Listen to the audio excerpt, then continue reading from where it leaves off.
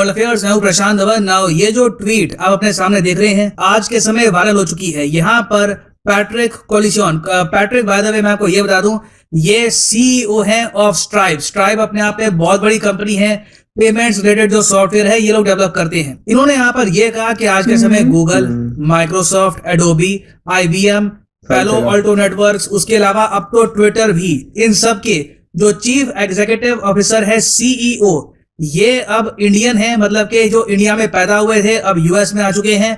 ये लोग अमेरिका की जो मेजर कंपनीज हैं इनको संभाल रहे हैं। और आगे कहते हैं कि बहुत अच्छा लगता है ये देखकर कि इंडियंस ने कितनी सक्सेस हासिल करी है और अमेरिका कितनी अपॉर्चुनिटी देता है इमिग्रेंट्स को, बाहर के लोगों को अपने देश में आके काम करने के लिए। और इस ट्वीट के रिस्पॉन्स पे दुनिया के जो सबसे अमीर व्यक्ति है इलॉन मस्क, इन्होंने भी ये कहा कि बिल्कुल यूएसए बहुत ज्यादा बेनिफिट करता है इंडियन टैलेंट से।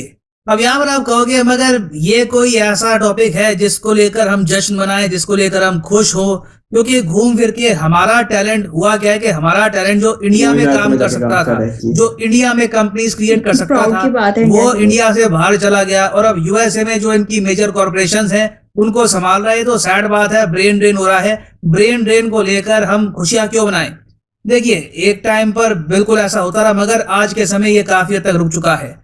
पिछले 6 से लेकर 7 साल में आप अगर देखो तो इंडिया में जो स्टार्टअप कल्चर शुरू हुआ है, स्टार्टअप इंडिया, स्टैंडअप इंडिया के अंडर इंडिया में आपने देखा होगा बहुत सारी स्टार्टअप कंपनीज ओपन हुई है। मैं खुद आज के समय अनअकैडमी आप अगर देख लो, एक स्टार्टअप का एग्जांपल है। ऐसी बहुत सी स्टार्टअप कंपनीज इंडिया में खड़ी हुई हैं। आज के समय इनकी वैल्यूएशन बिलियंस ऑफ डॉलर्स में जारी है और धीरे धीरे अब हम देख रहे हैं कि इंडिया अपना टैलेंट रिटेन करने की तरफ फोकस कर रहा है। कई इंडियंस हैं जो बाहर जाने के सिवाय ये सोचते हैं कि क्यों ना इंडिया में हम एक बहुत बड़ी कंपनी बनाए, हम इंडिया में एप्स डेवलप करें, इंडिया में कंपनीज बिल्ड करें। तो धीरे धीरे मैं कहूंगा उस एस्पेक्ट में इंप्रूवमेंट आई है। मगर ज्यादातर आज के समय जो यूएस कंपनीज के सीईओ आपको मिलेंगे वो इंडियन अमेरिकन एक्चुअली यूएसए पहुंच गए थे या तो 1990s में, 1980s में या फिर अर्ली 2000s में। और इस वीडियो में हम जानने की कोशिश करेंगे कि इंडियंस इतना ज्यादा सक्सेसफुल कैसे हो गए यूएसए में। और एक बार को चाइनीज गवर्नमेंट का जो माउथ पीस है उसने भी इसके बारे में क्या कहा था। now, पहले मैं आपको बता दूं कि आज के समय वो कौन कौन सी लीडिंग मेजर अमेरिकन कंपनीज हैं जिनके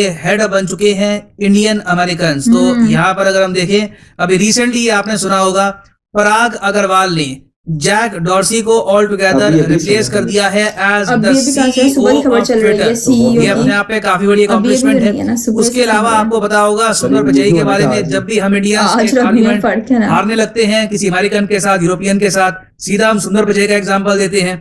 उसके अलावा सत्या नडेला माइक्रोसॉफ्ट को लीड कर रहे हैं। फिर अरविंद कृष्णा भी एक बहुत ही बड़ा नाम है, IBM को आज के समय लीड कर रहे हैं। He is the CEO of IBM। उसके अलावा शांतनु नारायण ये सीईओ हैं एडोबी के, उस कंपनी के जिसके बहुत सारे सॉफ्टवेयर मैं यूज करता हूं, हो सकता है कि आप भी यूज करते हो। इस कंपनी के सीईओ भी इंडियन है। उसके अलावा निकेश अरोड़ा ये पैलो अल्टो नेटवर्क के सीईओ है। पैलो अल्टो नेटवर्क आज के समय क्लाउड कंप्यूटिंग में, साइबर सिक्योरिटी में एक बहुत ही ज्यादा बड़ा नाम है यूएसए में। और ये तो मैंने यहाँ पे आपको टॉप ऑफ द लाइन जो $multi-billion मल्टीनेशनल कॉर्पोरेशंस हैं जो दुनिया भर में फैली हैं उनका नाम मैंने आपको यहाँ पे बताया है। उसके अलावा भी अमेरिका में आज के समय बहुत सी कंपनीज हैं जहां पर CEO, vice president, important positions पे आपको बहुत से इंडियन अमेरिकन मिलेंगे।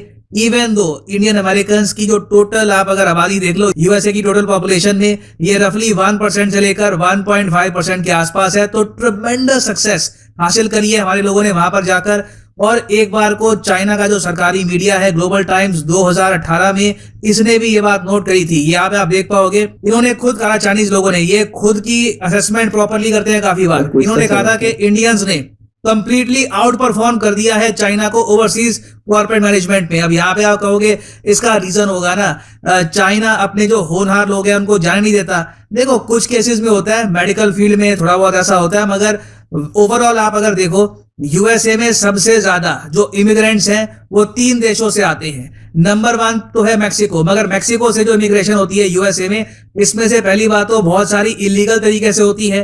फिर उसके अलावा जो लीगल तरीके से भी होती है उसमें ज्यादातर लोग वर्कर्स होते हैं, या तो खेती बाड़ी में हाथ बढ़ाते हैं या फिर ऑल टुगेदर स्किल्ड लेबर होता है, फैक्ट्री में काम करते हैं। कॉर्पोरेट लेवल के टॉप पर पहुंचने वाले मैक्सिकन जो यूएसए में गए हैं उनकी संख्या आपको बहुत ज्यादा कम मिलेगी। फिर मैक्सिको के बाद सेकंड नंबर है चाइना का। बहुत से चाइनीज आज भी हर साल जाते हैं यूएसए में काम करने के लिए, कई चाइनीज यहीं पे बस जाते हैं।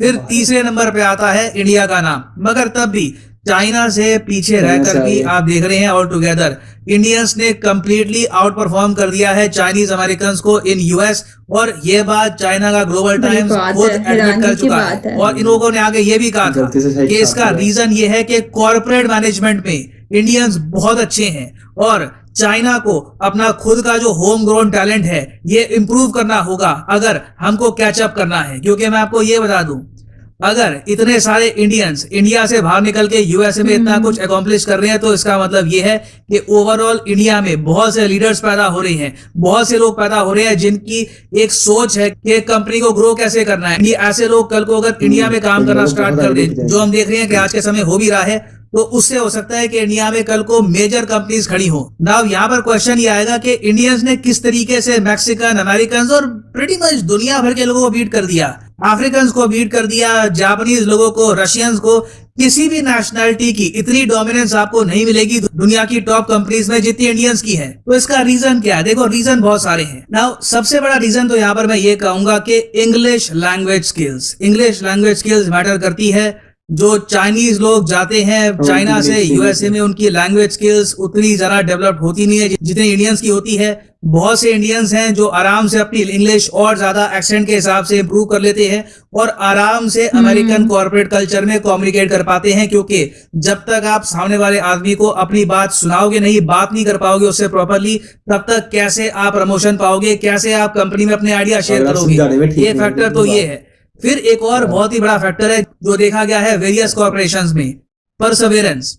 परसवेरेंस क्या होता है? परसवेरेंस होता है कि हार ना मानना, टिके रहना। ये बात इंडियंस में बिल्कुल मौजूद है और इसका मतलब ये नहीं है कि हम हार नहीं मानते, हम हारते नहीं है। कॉर्पोरेट कल्चर में इसका सिंपली मतलब ये है कि इंडियंस देखा गया है कि ज्यादातर एक कंपनी के साथ ज्यादा लॉयल रहते हैं बहुत ही लंबे समय तक। एक कंपनी के सीईओ बनने की वैसे काफी रिक्वायरमेंट्स होती है, उनमें से एक बड़ी रिक्वायरमेंट ये भी है कि आप उस कंपनी के साथ बने रहें बहुत ही लंबे समय तक, स्पेशली जब आप एक इमिग्रेंट या बाहर से आए हैं। वेराज देखा गया है कि रशियन जब जाते हैं यूएस में काम करने के लिए तो एक टाइम पर बहुत सी कंपनीज चेंज करती हैं, फ्रस्ट्रेट हो जाते हैं एक जगह काम कर करके। चाइनीज लोगों के साथ काफी प्रॉब्लम होती है।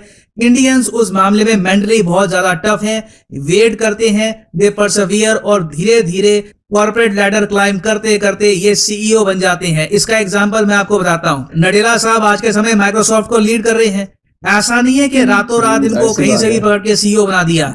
ये 2 दशकों तक माइक्रोसॉफ्ट में काम करते रहे, उसके बाद इनको सीईओ बनाया गया था। सुंदर पिचई का एग्जांपल आप अगर देखो तो 2004 से लगातार गूगल में काम करते रहे, तब जाकर सीईओ बने। इंदिरा नूरी जी का एग्जांपल आप अगर देख लो, हालांकि आज के समय पेप्सिको की सीईओ ये नहीं रही है, मगर एक टाइम पर जब ये सीईओ बनी थी उससे पहले इन्होंने 2 दशकों तक काम किया था पेप्सिको में, लॉयल्टी दिखाई थी कंपनी को। उसके अलावा एक बहुत ही बड़ा फैक्टर है ह्यूमिलिटी। जब तक एक ह्यूमन बीइंग में विनम्रता नहीं होगी, उसमें सीखने की इच्छा नहीं होगी, तब तक वो लाइफ में आगे बढ़ नहीं पाएगा। और जब ये ट्रेट आप टैलेंट के साथ, अपॉर्चुनिटी के साथ मिक्स कर देते हो तो बहुत अच्छे रिजल्ट देखने को मिलते हैं। उसके अलावा एक और बहुत ही बड़ा फैक्टर है ईजियर अडेप्टेशन। ये बात जो चाइना का सरकारी मीडिया उसने कही थी 2018 में कि इंडियंस अडेप्ट बहुत ही आसानी से कर लेते हैं। चाइनीज नागरिकों को आप देखोगे, फॉर एग्जाम्पल एक हटके एग्जाम्पल दे रहा हूं आपको। अब चाइना के लोग आज के समय धीरे धीरे पाकिस्तान की जो की लोकेशंस हैं वहां पे अपनी आबादी बढ़ा रहे हैं। ग्वादर के पास आप अगर देखो बहुत सी चाइनीज सेटलमेंट्स बननी स्टार्ट हो गई है और चाइना के लोगों को खुद का अपना एक स्पेस चाहिए होता है। इनकी अलग से कॉलोनी बनती है, वहां पे चाइनीज फूड आपको मिलेगा, चाइनीज वाइन आपको मिलेगी। उसको लेकर अभी रिसेंटली प्रोटेस्ट भी हुआ था।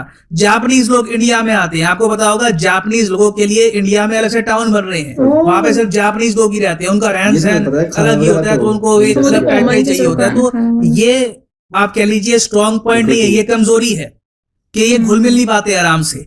इंडियंस का अलग ही हिसाब किताब रहता है। हम काफी इजीली अडेप्ट कर लेते हैं, दूसरे के कल्चर को समझ लेते हैं, और ये एक बहुत ही बड़ा फैक्टर है इंडियंस के टॉप पे पहुंचने का। नहीं तो आप अगर सोच कर देखिए, जापान और यूएस के रिलेशंस बहुत अच्छे हैं, तब भी ना के बराबर बहुत ही मुश्किल आपको देखने को मिलेगा कि जापानीज लोग यूएस में गए हो और वो कॉर्पोरेट लैडर चढ़ के सीईओ या फिर कंपनी के जो प्रेसिडेंट है, वाइस प्रेसिडेंट है, वो बने हो। तो देखिए, टैलेंट हमारे देश में मौजूद है। अब तक ये टैलेंट बाहर ही जाता रहा था, बाहर जाकर भी देश के लिए कुछ नाम तो कमाया ही है, मगर अब टाइम आ चुका है कि जो रेपुटेशन हमने अर्न कर ली है कि इंडियंस बहुत ही अच्छे से कॉर्पोरेट कल्चर समझते हैं, अडैप्ट जल्दी कर लेते हैं, जल्दी सीखते हैं, सेम वही बातें हमको इंडिया में दोहराकर अपने जो स्टार्टअप्स हैं इनको स्ट्रॉन्ग करना होगा। और कोई बड़ी बात नहीं है कि भविष्य में आपको एक इंडियन माइक्रोसॉफ्ट दिखे, इंडियन गूगल दिखे, जो दुनिया भर में फैल जाए, दुनिया भर में नाम कमाए।